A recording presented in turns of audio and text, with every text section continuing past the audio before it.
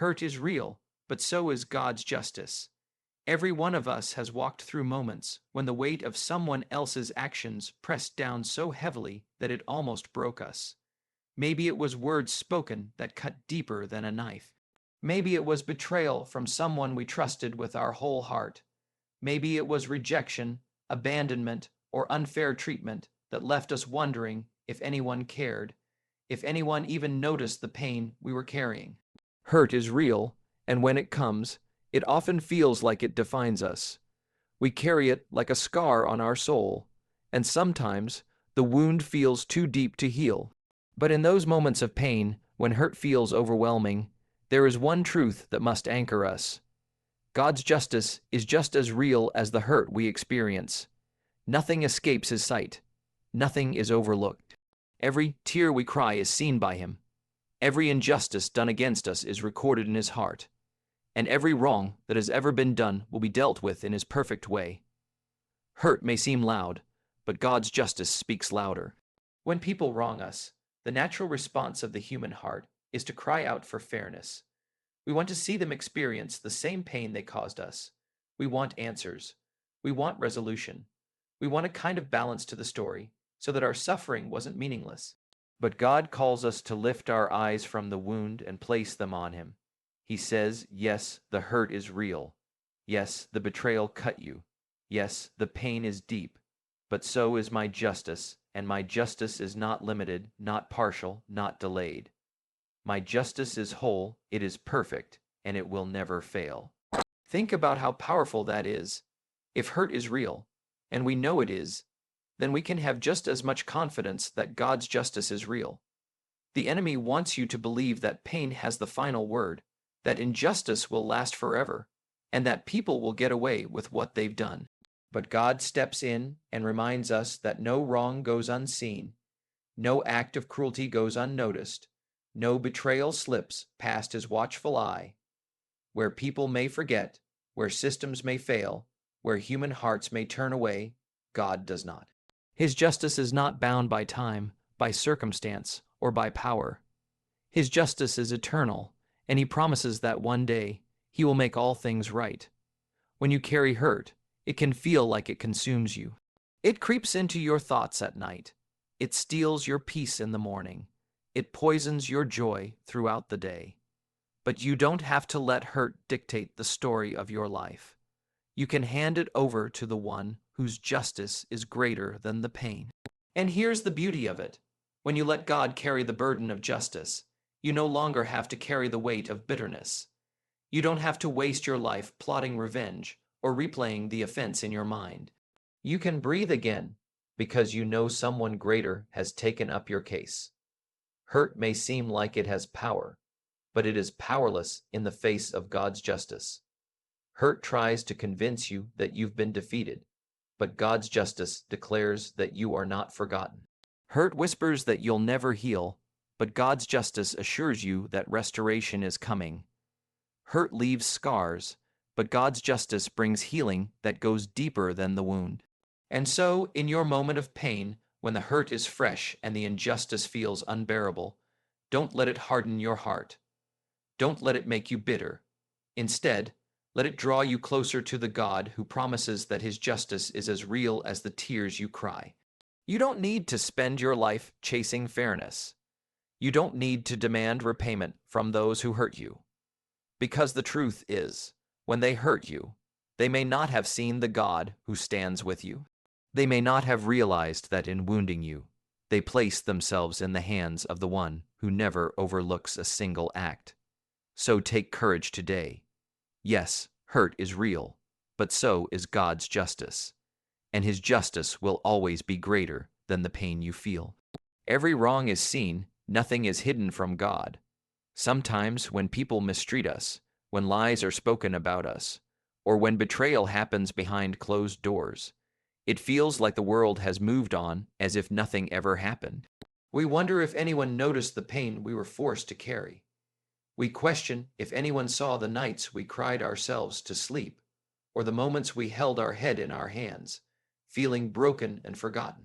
Injustice often gives us the illusion of invisibility, as though the wrong against us slipped quietly into the shadows and vanished without recognition. But the truth is this: nothing is hidden from God. Every action, every word, every scheme, every wound inflicted, He sees it all. This truth brings both comfort and clarity. Comfort because it reminds us that we are never invisible to God. The pain you feel right now has not been overlooked.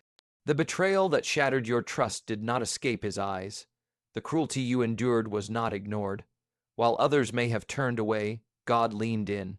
While people may have dismissed your hurt, God acknowledged it. And while the world may have told you to simply get over it, God promises that He will deal with it. It also brings clarity because it helps us release the exhausting burden of trying to control justice ourselves. Too often, when we are hurt, we replay the offense in our minds. We rehearse what we would say, how we would prove our innocence, how we would make them feel the same pain. We want everyone to know the truth. We want every wrong to be exposed, but here's the problem: our strength is limited. Our ability to bring truth into the light is temporary, flawed, and often incomplete, but God's ability is limitless. His eyes penetrate every hidden corner. His knowledge reaches every secret place, and His justice operates on a level no human can ever achieve.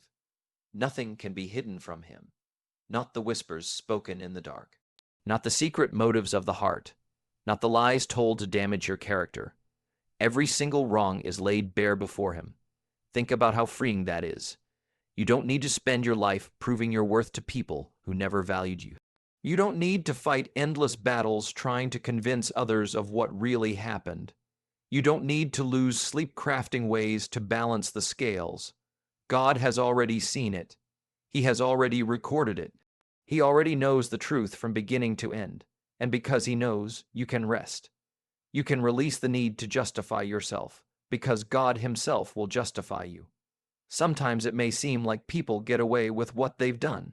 They move on, smiling, laughing, living as though nothing ever happened. And you wonder, God, did you see that? Did you notice what they did? Do you realize how deeply that cut me? And the answer from heaven is always yes. Yes, He saw. Yes, He noticed. Yes, He knows exactly how it wounded you. And yes, He has a plan to deal with it in His time. This doesn't mean we never feel the ache. It doesn't mean the sting of betrayal disappears overnight. What it does mean is that you don't have to carry the added weight of thinking that injustice is invisible. You don't have to believe the lie that no one knows or cares. God knows, God cares, God sees. That is enough to sustain you until His justice is revealed. And while we wait, we must remember that God's vision is not limited to what we see. We only see the act. We only see the words. We only see the betrayal. But God sees the heart. He knows the motive behind the action. He knows the depth of the wrong. He knows the lasting impact it has had on your life. And because He sees the full picture, His judgment is not partial or incomplete. It is perfectly just. So, when you are tempted to despair, when you feel like your suffering has been hidden and your tears have been wasted, remind yourself of this unshakable truth. Every wrong is seen. Nothing is hidden from God. Revenge belongs to God, not us. When we are wounded by someone else, when betrayal cuts deeply, or when cruelty is shown to us without cause, there is something within the human heart that cries out for balance. We want to see the other person feel what we felt, to experience the same pain they inflicted.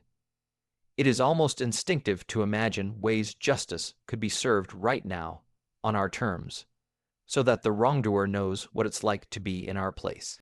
That desire for revenge is natural, but it is not what we are called to act upon. Because while revenge may look like justice to us, it is never pure, it is never whole, and it never brings peace. Only God's justice can. That is why revenge belongs to Him, not us. When we take matters into our own hands, we do more than try to fix the situation.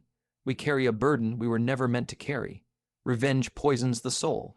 It may give the illusion of power, but it actually keeps us chained to the very people who hurt us. Every time we dwell on how to make them pay, every time we replay the offense in our minds, every time we dream of their downfall, we give them control over our hearts all over again. Instead of walking free, we remain tied to the offense. Instead of moving forward, we are trapped in a cycle of bitterness. Revenge doesn't heal us, it holds us hostage. But God says, "Leave room for me, step back, and let me handle it." Why? Because His justice is perfect. He sees not only what was done, but also why it was done. He knows the full weight of the wrong, the hidden motives, and the secret places of the heart. His response is not driven by anger, pride, or the need to prove something. It is driven by truth, holiness, and eternal wisdom. When He acts, it is never out of proportion, never too late, and never incomplete. That is something we can never accomplish on our own. Revenge may satisfy for a moment, but it cannot bring lasting peace. God's justice, on the other hand, not only restores balance, but also frees us from carrying the wound any longer. When we place the situation in His hands, we step out of the courtroom and let Him be the judge. We no longer have to strategize, no longer have to defend ourselves, no longer have to keep track of every offense. We can rest because we know the one who owns revenge has already promised to act. And here is where freedom comes. By letting God have what belongs to Him, we reclaim our hearts from bitterness. Forgiveness becomes possible not because the wrong was small, not because it didn't hurt, but because we trust God to handle the outcome. Forgiveness doesn't mean we excuse the wrong. It doesn't mean we forget what happened. It simply means we are refusing to sit in God's chair. We are refusing to take what belongs only to Him. We are saying, "Lord, I release this into your hands because I know revenge is yours, not mine." This is not easy. Everything in us wants resolution, wants closure, wants to see justice unfold before our eyes. But waiting on God requires trust. It requires faith that His timing, though different from ours, is always perfect. It requires surrendering our pride and saying, "Even if I never see it happen with my own eyes, I believe you will take care of it." That is faith in its purest form, trusting God to be God, even when we don't understand His timing. The truth is, revenge will never heal your soul. It may silence the ache for a short time, but it will not restore peace. It will not bring wholeness, and it will not free you from the memory of the wrong. Only God can do that. Only His justice can bring true closure. That is why we must leave revenge where it belongs, not in our hands, but in His. So today, release the need to make them pay. Let go of the desire to even the score. Step back, breathe, and remind yourself of this truth. Revenge belongs to God, not us. Forgiveness frees your heart. Justice is in His hands. One of the hardest things to do after being hurt is to forgive. Everything inside of us resists it. Our mind says they don't deserve it. Our emotions remind us of the pain again and again. Our pride whispers, "If I forgive, it looks like I'm letting them win." And so, forgiveness feels impossible, even unfair. Yet forgiveness is not about excusing what was done or pretending the pain doesn't matter. Forgiveness is about releasing ourselves from the prison of bitterness so that we can walk in freedom. When we forgive, we are not declaring that what they did was right. We are declaring that we refuse to let what they did control the rest of our lives. Unforgiveness is a heavy chain. It weighs us down, clouds our thoughts, and steals our joy. We think holding on to anger keeps us strong, but in reality, it keeps us weak. It keeps us tied to the person who hurt us. Every time their name comes up, our chest tightens. Every time we remember the offense, our peace is disturbed. Unforgiveness makes us relive the pain over and over again, as if it never ended. But forgiveness cuts the chain. Forgiveness says, "I will not allow your actions to dictate my emotions any longer. I will not let your choices write the rest of my story." And the reason we are able to forgive is because justice is not forgotten. It is simply handed over. It's not that the wrong doesn't matter.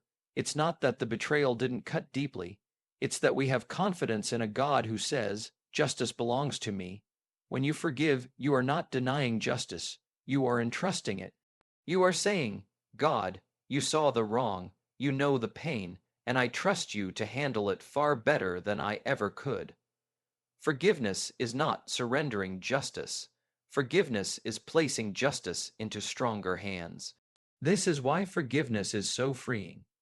It takes the crushing responsibility of revenge and judgment off of your shoulders and puts it where it belongs. It allows you to breathe again, to heal, and to move forward without being weighed down by anger. Forgiveness doesn't mean forgetting the past. It means refusing to let the past poison the future. It means choosing peace over bitterness, healing over hatred, freedom over captivity. There's something powerful that happens when you forgive. At first, it feels like you are giving something up, but in truth, you are the one receiving something. You receive freedom. You receive peace. You receive the ability to walk forward without dragging yesterday's wounds into tomorrow. Forgiveness is not weakness. It is strength. It is choosing to rise above the offense rather than remain chained to it. And remember this: forgiveness is a process. It doesn't always happen in a single moment. Sometimes you forgive and the memory still stings. Sometimes you forgive and then feel the anger trying to creep back in. That doesn't mean you failed. It means you are human. Forgiveness is a decision you may have to reaffirm again and again until your heart fully releases the weight. But every time you choose forgiveness, you are taking a step toward freedom, and every step makes the chain weaker until it finally breaks. When we cling to unforgiveness, we are trying to carry both our pain and the burden of justice. That is too much for any human heart to hold. But when we forgive, we release the pain into God's hands, and we release justice into His hands too. We trust that He saw it, He knows it, and He will deal with it. And in doing so, our hearts are free to live, to love, to grow, and to walk in peace again. So never forget this: forgiveness frees your heart, justice is in His hands. Waiting on God's timing brings peace and strength. One of the greatest struggles in life is the waiting season. When someone has wronged us, when hurt has been inflicted, and when justice feels delayed, our natural instinct is to want it resolved immediately. We want to see the balance restored now. We want the pain acknowledged now. We want the wrong set right now. But God rarely works on our timeline. His justice, His healing, His restoration often unfold in ways and in moments we do not expect. And that delay can make us restless. We start to wonder if He has forgotten us, if He has overlooked what happened, or if He will ever move at all. Yet the truth is this: His timing is always perfect, and waiting on Him is not wasted time. It is the place where He grows peace within us and strengthens us in ways that immediate answers never could. When we demand justice on our own terms, we often move out of impatience, out of anger, and out of desperation. And when we act from that place, we usually cause more harm than good. But when we wait on God, we are saying, I trust that you see more than I do. I trust that your timing is better than mine. I trust that you are working, even when I cannot see it. That trust becomes the soil where peace grows, because peace is not found in knowing the outcome. It is found in knowing the one who controls the outcome. Waiting doesn't mean nothing is happening. While we are waiting, God is working. While we are waiting, He is aligning circumstances, softening hearts, exposing truth, and preparing the right moment for His justice to be revealed. If we could see all that He is orchestrating behind the scenes, we would never doubt His timing again.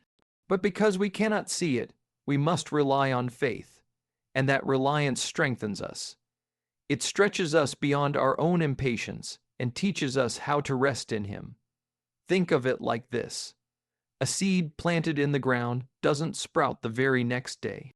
For a season, nothing looks different. From the surface, it appears like nothing is happening at all. But beneath the soil, roots are growing, life is forming, and strength is being built. The waiting is not wasted. It is necessary. In the same way, when God asks us to wait, it is because something is taking place beneath the surface of our lives that will make us stronger when the time is right. Peace comes when we stop fighting the clock and start trusting the Creator of time itself.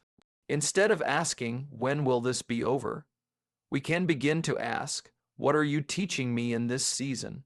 What strength are you building in me as I wait? Because waiting on God doesn't just bring us through the situation, it changes us within it. It shapes our character, deepens our faith, and teaches us endurance. And when His timing finally arrives, we are not only witnesses to His justice, but we are also stronger people because of the waiting that prepared us. There is also protection in waiting. Sometimes we think we are ready for closure or justice, but God knows if He gave it too soon, it would not bring the healing we need. He sees what we cannot see. He knows what we cannot know. And so His timing is not just about justice. It is about protecting us from what we are not yet ready to handle, and preparing us for the wholeness He wants to bring. So while the world rushes, while people push for instant answers, we are called to rest in the slow and steady hands of God's timing. That doesn't mean it won't hurt, and it doesn't mean the waiting won't be difficult. But it does mean that in the middle of it, we can have peace that makes no sense to the world around us. Peace that says, I don't know when, but I know who. Peace that anchors us when everything else feels uncertain.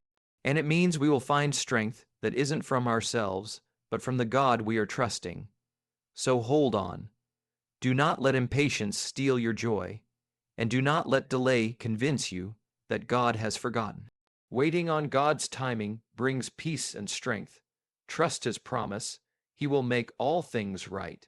There are moments in life when the weight of injustice feels unbearable, when pain seems to have the final word, and when it looks as though those who caused the harm are living untouched and unbothered. It is in those moments that hope can feel distant, and doubt begins to whisper in our hearts. We start to wonder if wrong will always win, if the wounds will ever heal, and if we will ever see the day when the pain makes sense. Yet, in the middle of those questions, there is one unshakable truth that we can cling to. God has promised that He will make all things right. That promise is not just a comforting phrase. It is an eternal reality that carries us through every season of brokenness. What makes this promise so powerful is that it is rooted in the character of God. He cannot lie, and He does not fail. When He declares that He will set things right, it is not a possibility, it is a certainty. We may not know how or when, but we can rest in knowing that the promise is secure. That means no act of cruelty, no betrayal, no injustice is outside His reach. He has already written the end of the story, and in that ending, everything that was twisted will be straightened. Everything that was broken will be restored, and everything that was unjust will be made just. Trusting that promise does not mean the road will be easy. There will still be nights when tears fall and days when the weight of what happened feels crushing. But faith reminds us that tears are temporary and pain does not last forever. The promise of God stretches beyond what we can see right now. It carries us into a future where healing is complete and justice has the final say. And when we lean on that promise, even in the middle of the storm, we begin to experience peace that cannot be explained. Sometimes it looks like people get away with what they have done. Sometimes it feels like the truth will never come out. Sometimes the silence after betrayal feels louder than any words. But appearances are not reality. Just because justice is not immediate does not mean justice is not coming. The promise of God is not bound by our sense of urgency. It is bound by His perfection. He is never late, and He never overlooks. What seems hidden now will be revealed. What seems unanswered now will be resolved. And what feels broken beyond repair will be made whole again. There is freedom in trusting this promise. Because when you believe that He will make all things right, you no longer have to live with the constant pressure of making things right yourself.